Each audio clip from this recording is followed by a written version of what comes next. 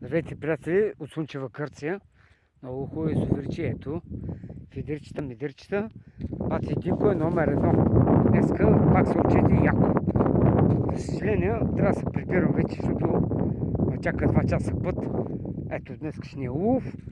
Вчера фанах едно малко, вчера му го пуснах, нямаше смисъл. Не можах да ударя, обаче за това фанах много каракуди.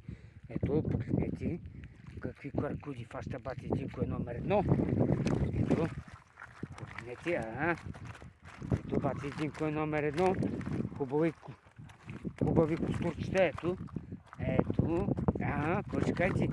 Специално за камбата, където само работи ни с Бати Динко за риба.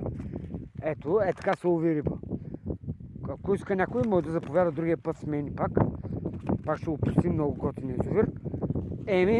Какво да ви кажа? Ето, така. Реното е номер едно.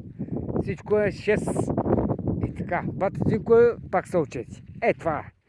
Който го може, го може. Който иска, другия път да заповяда с мен. Това е за сега от мен. Малко тръгвам, защото ме чака бая път.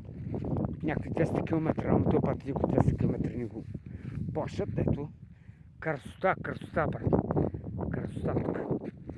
Ето така, направо страхотно. И така. Това е за днеска от мене. После ще снимам на някакво гръцко село тъпо. И това е. Живи и здрави. Чао до скиф до после. Чао.